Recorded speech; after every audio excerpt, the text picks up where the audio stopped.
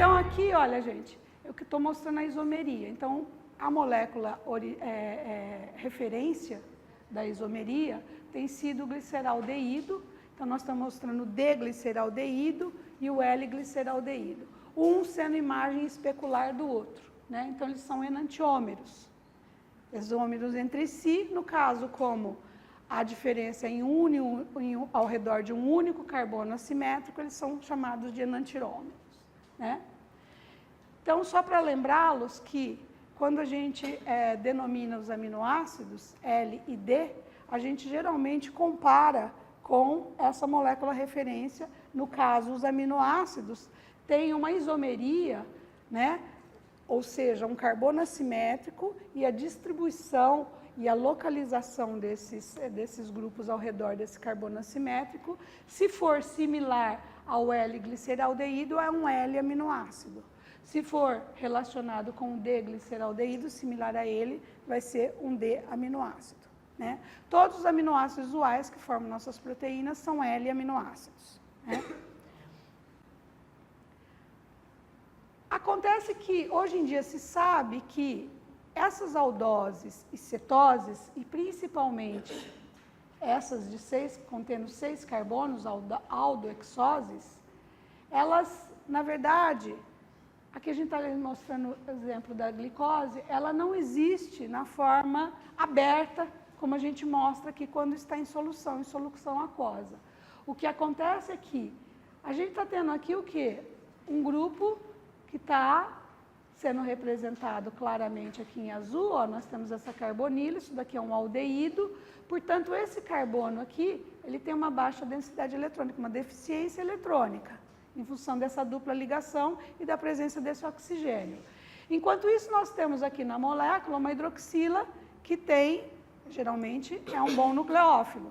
Então, o que acontece é que quando você dissolve a D-glicose em água, o que vai acontecer é um dobramento, né, dessa estrutura, de forma a aproximar essa hidroxila desse carbono.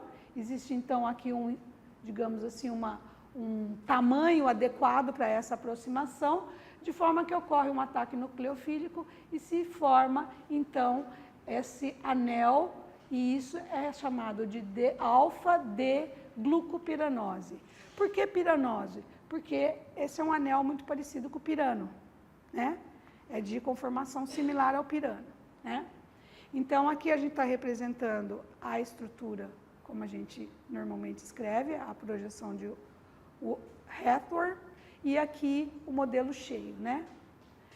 Aqui agora a D-frutose. O que vai acontecer é que numa forma linear ele seria representado assim. Aqui a gente tem agora uma cetona, de novo um carbono aqui, pode ocorrer, então, em solução, uma aproximação disso, um ataque nucleofílico, e você fechar dessa forma, a formar a alfa-D-frutofuranose, né? Que depois vai ter essa projeção, ou então essa estrutura mais fechada aqui. Então, em solução, a glucose se encontra nessa forma fechada e a frutose nessa forma fechada aqui, tá? É a forma mais estável, estrutural, quando dissolvida em água. Bom, isso é por estudo estrutural, é experimental, é sabido experimentalmente. Aí você fala assim para mim, mas acontece que lá eu vi, olha, alfa, por que não beta? Por que a professora não colocou o beta aqui?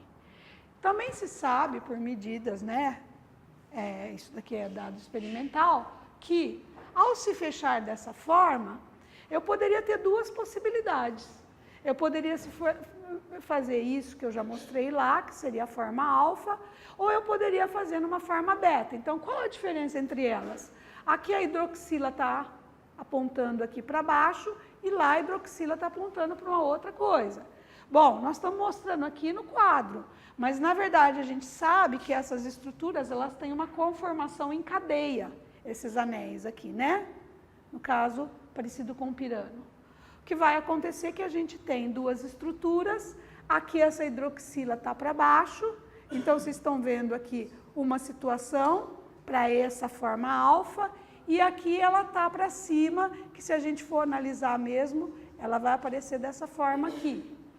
Sabe-se experimentalmente que, olha, essa situação não existe um impedimento estérico, enquanto que aqui pode existir um impedimento estérico muito maior. Bom, reatividade. A gente falou em aldeído e cetona. Vocês ainda vão estudar com mais detalhe lá na química orgânica, mas aqui a gente está mostrando que um aldeído pode reagir com um álcool. A gente já falou que uma hidroxila é um excelente nucleófilo, pode atacar. Então, isso, no caso, passar por um intermediário que a gente chama de M-acetal, que depois, então, acaba gerando o acetal e liberando água. Se for acetona, que vai reagir com álcool, nós vamos ter um M-cetal e o resultado vai ser um cetal e água. Por que eu estou falando isso? Porque se nós estamos falando de aldoses e estamos falando de cetoses como monômeros de moléculas que têm um peso molecular maior e uma complexidade maior, de sacarídeos, oligosacarídeos, polissacarídeos, é porque, então, esses monômeros têm que se ligar de alguma forma. Lá nós vimos que para formar os peptídeos e as proteínas, nós temos perda de água e formamos a ligação peptídica. Aqui, o que vai acontecer é que nós podemos formar uma ligação glicosídica, certo? É o mesmo tipo de reação que aconteceu lá. Se você pensar que aqui a gente for olhar, a gente vai ter a hidroxila e aquilo que tiver ligado no outro oxigênio é o grupo R. Então, nós estaríamos pensando uma estrutura desse tipo aqui, ó, certo? Um R que vai ter, então, aqui um aldeído ou uma acetona. Aqui, nesse caso, nós estamos falando uma hidroxila de um álcool, né, que vai reagir. Então, nós estamos mostrando que isso acontece da mesma forma. Nesse caso aqui, nós fizemos uma modificação dessa hidroxila. Nesse caso, nós fizemos uma modificação dessa hidroxila. Então, isso é só para mostrar tipos de ligação glicosídica que pode acontecer. Do mesmo jeito que eu posso envolver essa hidroxila nessa ligação, essa foi modificada, do mesmo jeito, na outra conformação, poderia ser por uma outra abordagem, uma outra aproximação. Então, aqui ele foi por aqui, mas eu poderia ter um outro caso que a hidroxila está por cima, ele podia chegar por lá, certo? Da mesma forma, acontece com as ligações glicosídicas. Então, aqui eu estou representando aquele grupo cetal e aqui eu estou representando já uma ligação glicosídica que resultou de reação de um grupo aqui, desse resíduo de glicose, que formou uma ligação glicosídica com o outro monômero, que era a galactose. Formamos uma ligação glicosídica com perda de água, similar ao que a gente viu aqui, certo? Aqui nós envolvemos um aldeído, aqui uma acetona. Aconteceu perda de água e nós formamos uma estrutura que é um acetal ou um cetal. Lá nós estamos falando de um aldeído, porque nós falamos de glicose e falamos de galactose. Portanto, esse daqui é o acetal, certo? E o que sobrou ali, que vai ser a hidroxila, se relaciona com o anterior, que é o M-acetal, certo? Não ficou lá uma hidroxila também? Um outro tipo. Eu falei que quando a gente faz esse tipo de reação, eu posso envolver, no caso aqui, isso daqui é o carbono 1 e aqui o carbono 4. As hidroxilas aqui que foram envolvidas para fazer essa ligação, certo? Agora, nesse outro caso aqui, já vai ser uma hidroxila que envolve, ou um hidrogênio que envolve aqui o carbono 2 e aqui que envolve o carbono 1. Então, enquanto aquela ali é uma ligação beta 1, 4, essa é uma ligação alfa 1, 2. Todas elas ligações glicosídicas, tá? Bom, se é possível a gente fazer essas ligações glicosídicas, é possível então a gente fazer homopolissacarídeos ou heteropolissacarídeos. Por que a gente está dizendo isso? Porque homo quer dizer todo mundo parte do mesmo monômero. do mesmo bloco construtivo. Então, por exemplo, poderia ser um polímero de galactose, ou um polímero de frutose, ou um polímero de glicose. Todo mundo é amarelinho, portanto, é o mesmo monômero. A gente está mostrando aqui também que tanto eu posso fazer ligações que me geram um polissacarídeo que seja simplesmente uma cadeia alongada sem ramificação nenhuma, portanto só um tipo de ligação glicosídica, como eu posso ter mais de um tipo de ligação glicosídica, envolvendo outras hidroxilas, não é? Porque eles não são, digamos assim, essas aldoses e essas cetoses, elas não são ricas em hidroxilas, e essas hidroxilas são reativas. Então, o que acontece é que aqui ó, nós temos um que teve uma cadeia com o mesmo monômero, portanto, todo mundo amarelinho, porém, esse tipo de ligação foi feita entre esses dois, mas aqui existe uma ligação diferente. Então, a disposição espacial é diferente, envolveu uma hidroxila diferente. Automaticamente, criou uma ramificação aqui, e aqui eu posso correr uma outra. De repente, aqui eu posso reagir a alguma coisa e formar uma outra ramificação. Simplesmente a gente está falando sempre da mesma reação, só que envolvendo hidroxilas diferentes, certo? Então, aqui é um outro caso, são heteropolissacarídeos. Agora, eu fiz aqui um polissacarídeo que envolveu dois tipos de açúcares diferentes, dois tipos de monômeros, certo? Contendo 6 carbonos, todas elas. Então, o rosinha é um tipo e o outro azul é outro tipo. Mas a ligação glicosídica é sempre a mesma, certo? É possível também agora que eu envolva 3 tipos diferentes de monômeros, por exemplo, uma galactose, uma frutose e ao mesmo tempo uma glicose, e que ainda eu consiga fazer ramificações.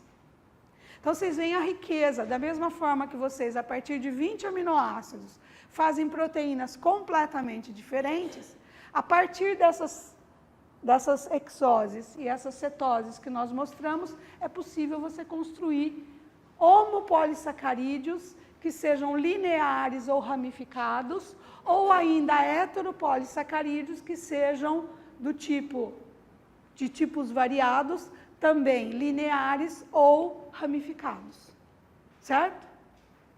Então, vamos ver alguns exemplos e o que eles fazem. A gente está mostrando aqui, então, olha, aqui alguns polissacarídeos, o tipo, se ele é um homopolissacarídeo ou se ele é um heteropolissacarídeo, e aqui vocês estão vendo até alguns que já têm peptídeos ligados, né? Não só carboidrato, mas então aqui tem aminoácidos ligados também, e esses compostos são chamados de peptídeo-glicanos, porque tem carboidrato ligado a cadeias peptídicas. Aqui a gente está falando, por exemplo, do amido, do glicogênio, da celulose, quitina, destran, agarose, todos eles com funções diferentes. Então, é possível a gente saber que tipo de ligação glicosídica mantém essas estruturas, né, que formam esses polissacarídeos, o tamanho desses polissacarídeos, então o número de monossacarídeos que eles têm. Então vamos pegar nosso glicogênio, por exemplo, ó, até 50.000, né, monômeros. E a hora que é necessário, eu não tendo glicose e eu preciso de glicose para manter todos os meus sinais vitais, na minha hora de sono, eu estou tirando glicoses desses polímeros e metabolizando essa glicose para gerar energia na forma de ATP, certo? E o meu coração continua batendo, e eu continuo bombeando meu sangue e fazendo tudo aquilo que é necessário para me manter, né, ali viva.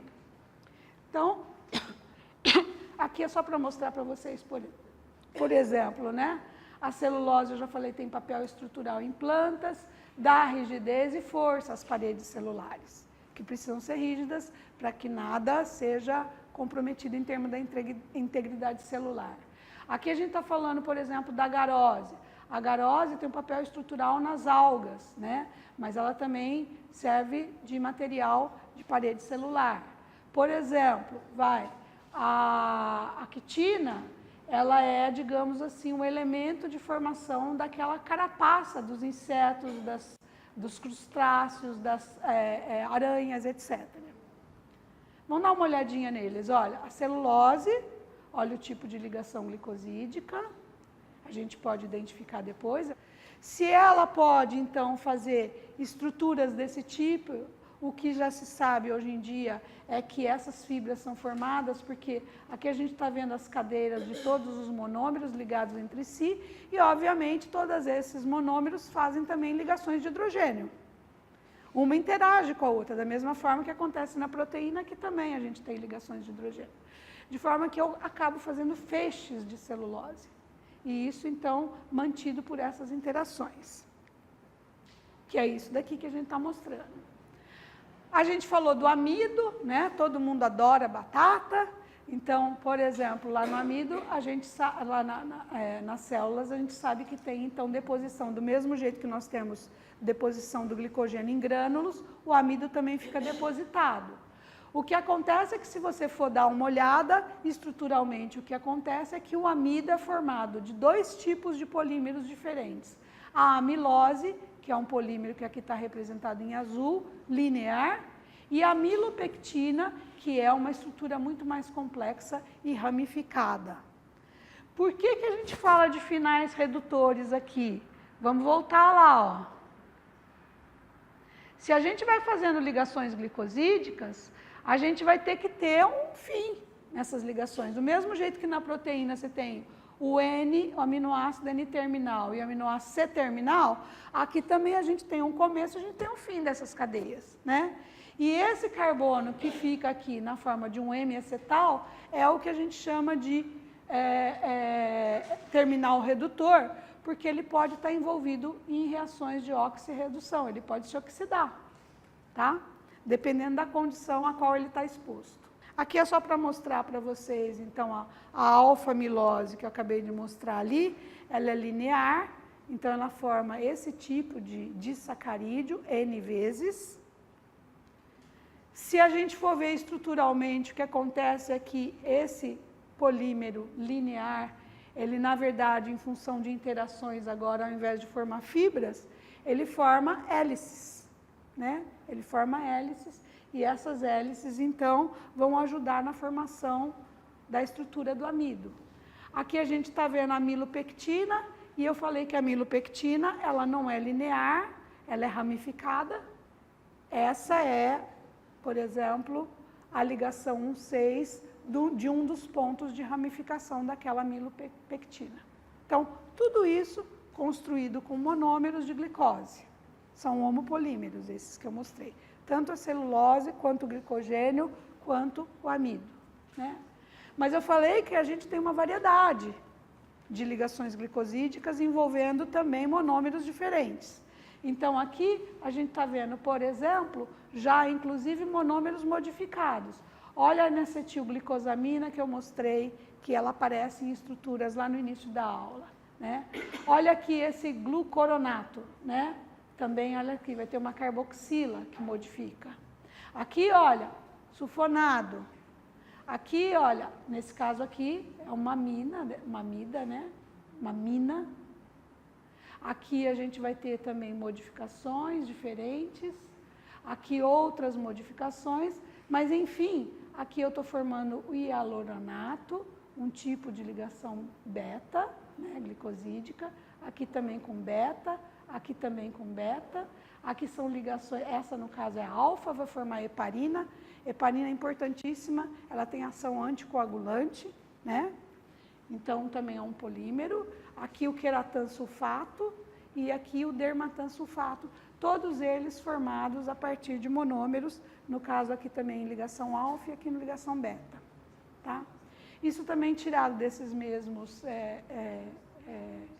livros, e eu vou indicar para vocês os capítulos, para que vocês utilizem os slides e vão procurando no livro, não precisa ler tudo de cabo a rabo, mas porque nós estamos numa introdução, então tem coisa que está muito aprofundada, que nós vamos ver depois nas outras bioquímicas com mais detalhe, assim como nós temos uma química geral, a gente também tem uma bioquímica geral, que depois nós vamos aprofundar. Então, vocês vão, pelos meus slides, conseguindo localizar aquilo que precisa ser lido nesses livros.